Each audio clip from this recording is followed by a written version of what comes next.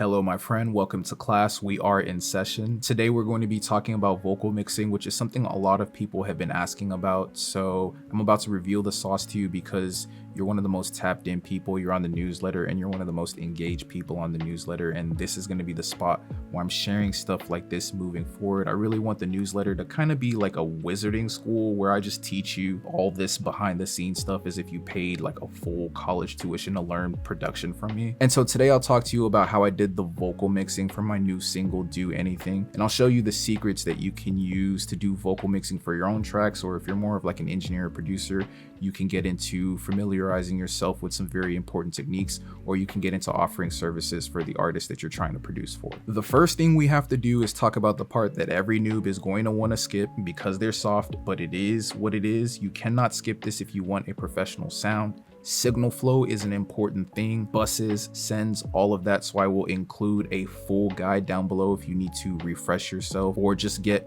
an introductory familiarization with the topic because it's very important. You use signal flow and you put stuff into groupings, which is what signal flow basically allows you to do. Signal flow isn't the concept of putting stuff into groupings, but understanding signal flow is how you use things like buses and sends to put stuff into groupings so you can control effects and balance your tracks. Now, you can control effects without using groupings, and you can balance tracks without using groupings, but you're stuck at a pretty rudimentary level of production and mixing if you're only using like individual tracks and you're not putting stuff into groupings. So that's pretty much why I nerd the fuck out and put stuff into groupings. I use buses, I use sends, I use return tracks, I use composite tracks, I use pre-masters.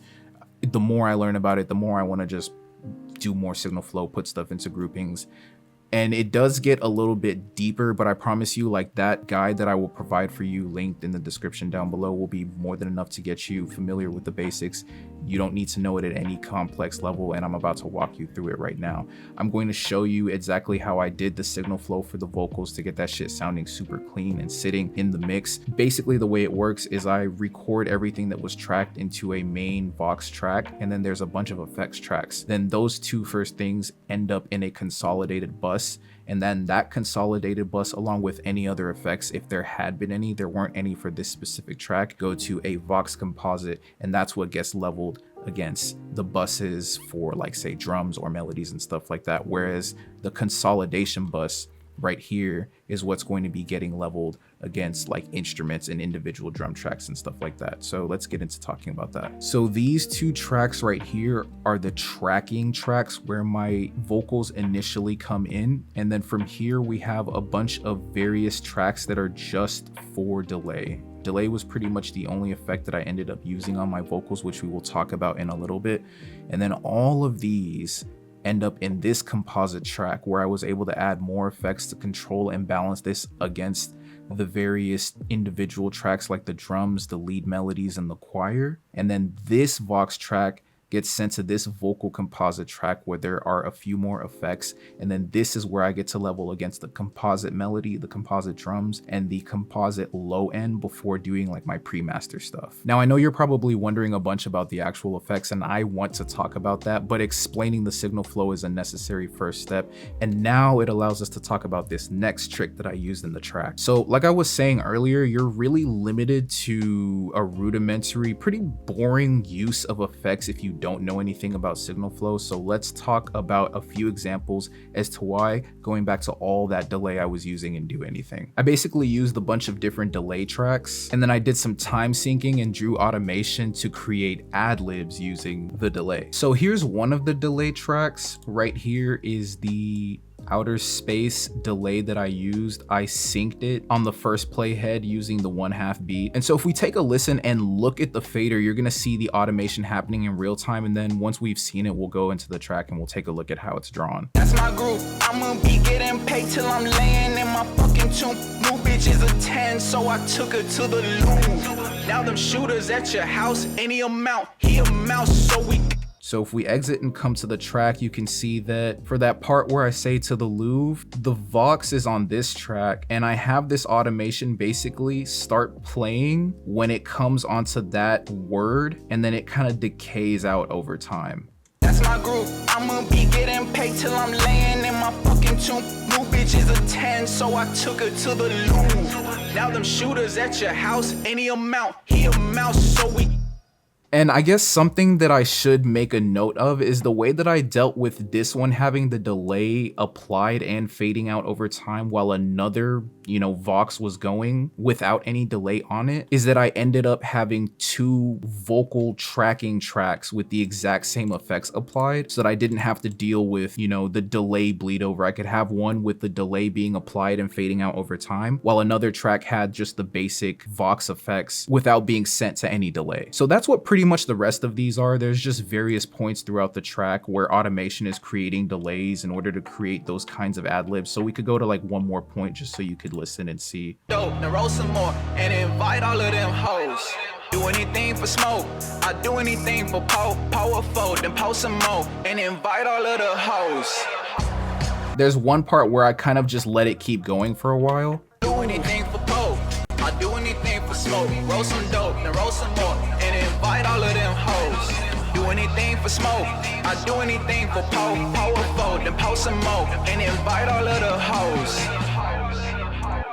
And something really cool is that in that interview that Jason Joshua just did with Audio Nerds, he actually said something about how he was one of the first people to like do ad-libs by like adding delay. So he was coming into the vocal mixing and production thinking about it in terms of like mixing an instrument, and that's how ad-libs basically got started in pop music the way we know it today. It's kind of crazy. And so that's just one way you can be really creative. And then one more note I do want to make about delay here is that I did have like a little bit of delay just for width, and the way I did it was with the widen preset on Fruity Delay 2. But if you have any delay with a time setting of less than, I think it's 30 milliseconds, you're going to be able to get like that slight width. So let's go ahead and isolate the vocals so you can kind of get a listen for what's going on with those on a bypass test. Nigga broke filet o trout. We got rich by running routes. You can kind of hear that slight like my name width was that Eddie it gives House. it. Shout out all my Crips. Blue. Now if I turn that off, listen to how more mono and a little bit more dry it sounds.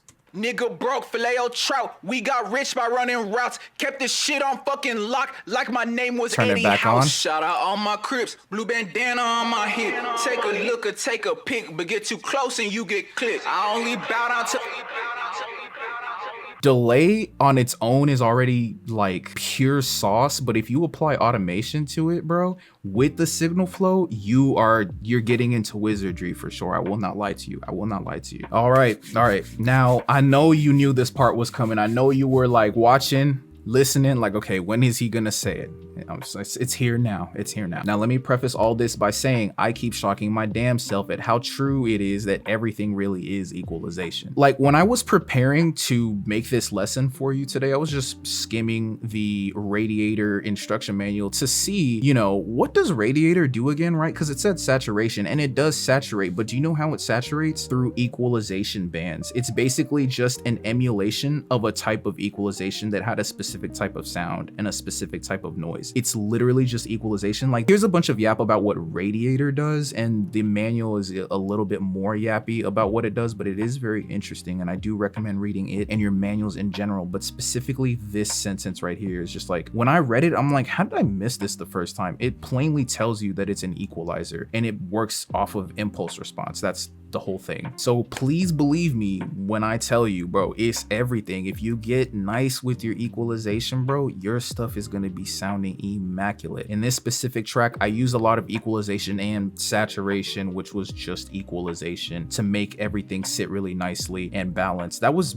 all of my effects basically. I think like 90% of my effects for the vocals, but in general, was equalization and then just like slight amounts of compression, and then I did do clipping and limiting. So if you take a look at the effects stack for my initial vocals where the tracking comes in, it's just EQ, slight compression, balance out some of those peaks and valleys and stuff like that.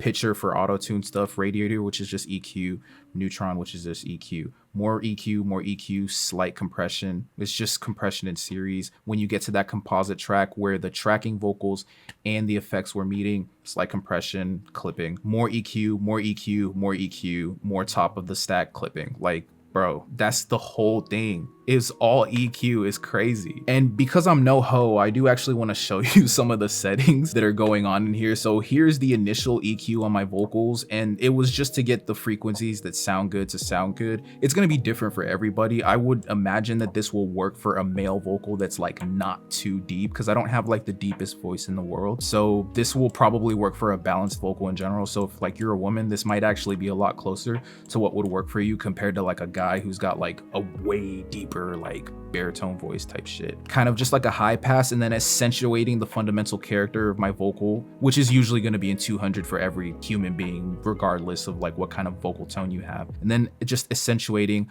a little bit more of those dope frequencies around 2000 hertz. And it's more dipping than it is accentuation. And moving forward in my mixing and equalization, I want to get more to the point where I don't actually boost past 0. And what I'm doing is just cutting more and more. So it would look relatively like this, but like these would be at 0, and then these dips would technically be lower. So you'll kind of see that manifest over time. But then here's the limiter, pretty basic settings. Here's what it looks like on the limiter. I don't think I did anything on the limiter except set a ceiling.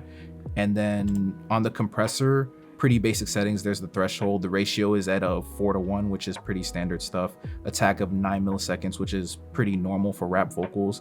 And then a compression set to, or a compression release set to 108, which I believe was just timed up with like the quarter notes of the beat. Like if I do, hang on, let me disconnect this mic from, okay. What's 60,000 divided by 140 divided by 4? The answer is approximately 107. So that's what I set it to. And that's how you can kind of like set release so that it kind of has like a nice little rhythm and bounce with your track.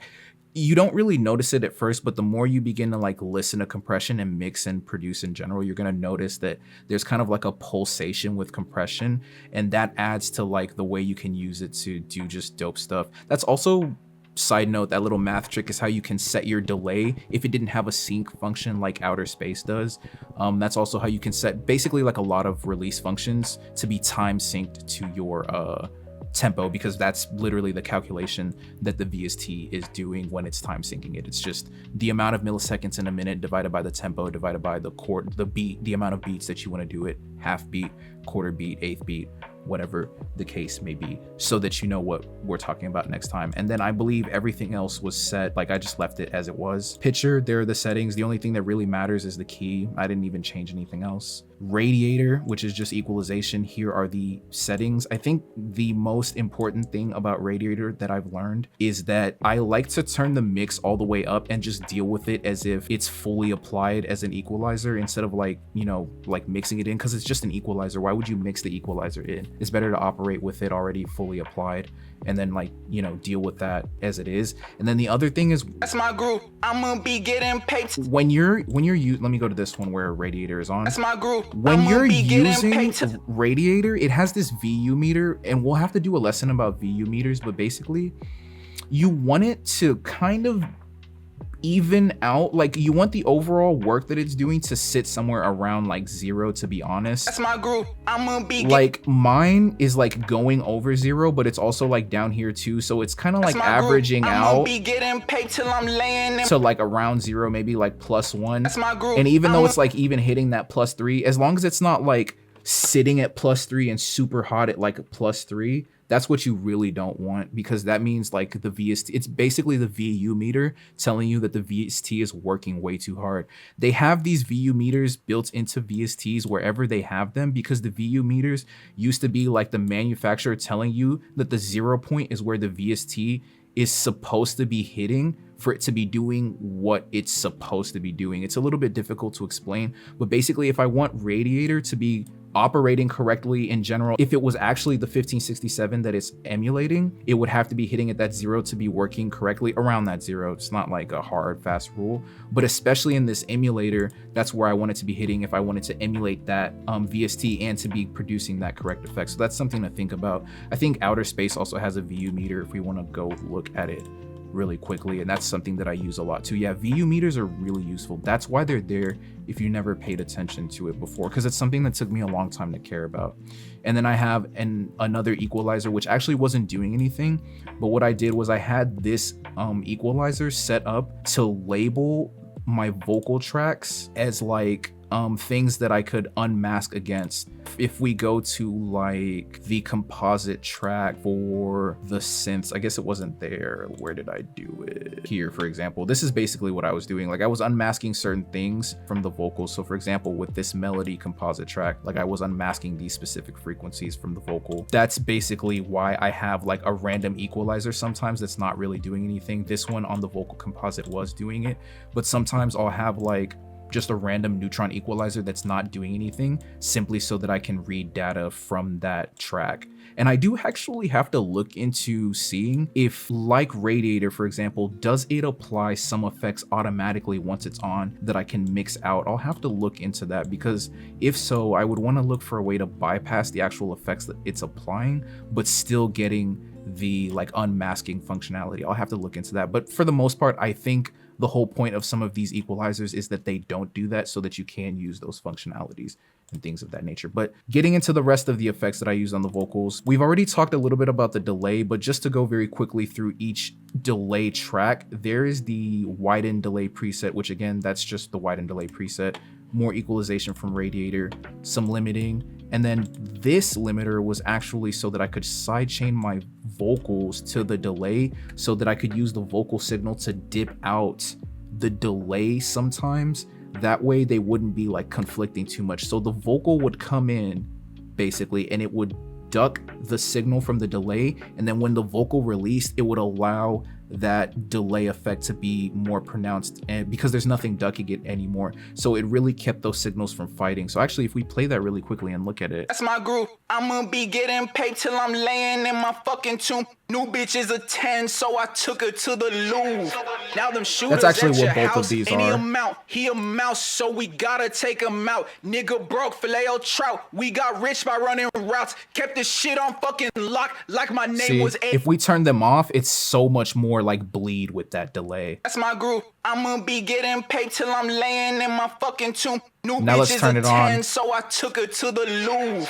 Now them shooters at your house, any amount, he a mouse, so we gotta take him out. Off. Nigga broke, filet-o trout. We got rich by running routes. Kept this shit on fucking lock, like my name was Eddie On. House. Shout out all my It's so subtle, but like that's the stuff that's gonna keep your vocal sounding down the middle and tight, but give it that width if you do want it. And maybe in my next mix, I'll either apply a little bit more side chaining or I'll mix out a little bit more delay. But for this specific mix, I just liked having that width on it. It was really nice, but this allowed me to control it a lot. Coming into this first delay track, and this is how a lot of these looked for the ad-lib simulation. Here's the outer space. There's the equalization with the Radiator, mix all the way up, and then some equalization so that I could, like, you know, do some unmasking and kind of control it in general. It was mostly just dynamic EQ for that. Going into this next one, just this outer space, and then I added a little bit more pitcher on top of that track. I think it was for the outro where I have the delay constantly going. Again, this was a duplicate of the one I just showed you right here. And then for the composite vocal track, we had some more equalization and saturation from Radiator right there. We had some Neutron doing some fun things here. We had a gate with these settings right here. We had a sculptor with these settings right here. We had an equalizer with these settings right here. A bit of compression right here and some exciting right there. Then we had a little bit more compression and limiting with these settings. Is basically a duplicate of the one that was on the initial, just to kind of put things in series and to keep it a little bit, just to add a little bit more like dynamic closing on those vocals and the effects that are being applied to it. And then just like some top of the chain clipping so that I could kind of push the overall level into some saturation. And then for the vocal composite track, we've got some equalization, we've got some more equalization, we've got some more equalization, and then we've got some top of the chain clipping. Again, just so I could push that signal, and I really ended up pushing that signal. And the reason reason I ended up giving it 9 decibels of push is because the radiators forced me to have everything at such a low volume initially because of where the VU meter forced me to make everything hit. So I had really nice balance and really nice saturation and really nice dynamic range on my vocals. It was nice, but way too low. And a good way to deal with that I found, and I have not found a better solution honestly, is just that top of the chain clipping method that I use a lot. We might do a different lesson on how that works and why that works. You can set it up just like this, and then I have like an entire like preset library in the band for band preset kit. I have a few in the demo version, which you can find in the free kits page on my website. And then there's like just way more in the paid version as well. But you can literally just set it up like this with anything that could push gain. You could even push gain with an equalizer if you want to, but I do recommend using like a VCA tool instead for like a bunch of nerdy reasons that we can talk about another day. But that's how I was able to get my vocal to have those like nice warm effects at those appropriate levels, and then just bring everything up to match where everything else was at, and then putting it all into the pre-master and then limiting it from there, which we'll talk about on another day. So I know we talked about like a lot, but the thing to understand overall is that you will suck at this for a long time, because I promise you, the first time I ever did this, you will never hear it. You will never hear it. I'm not one of those people who's finna play myself. You're not gonna hear that. But it was bad. It was bad, and it was bad for a lot of times. But the thing is, you get better with each rep, or maybe it's different for everybody, but I could tell you I got better with each rep. So just keep practicing. That's the most important thing. Like, do it. It's gonna suck, but then you do it again and it gets a little bit better. Then you do it again and it gets a little better. And then one day you do it and you're like, wait, this actually doesn't suck. And then you do it again and you're like, oh, like maybe I don't suck. And then you do it again and you're like, oh, this doesn't suck, I don't suck, and this is fun. And that's like where you want to be. So I promise you, if you take this information and apply it and apply everything else that we'll be talking about in this newsletter, you're gonna get to that bag. Just stay with it. Just stay with it. And if you would like guidance along the way, learning mixing and so much more along your journey, consider joining my mentorship group and my label Dope. Find it in the first link in the description below. If there's a discount available, it will be there. If not, it's not there. Take advantage if there is a discount, because I promise you it will be gone in like 24 hours. I don't play that game anymore. If it's a discount, it's there for a little bit.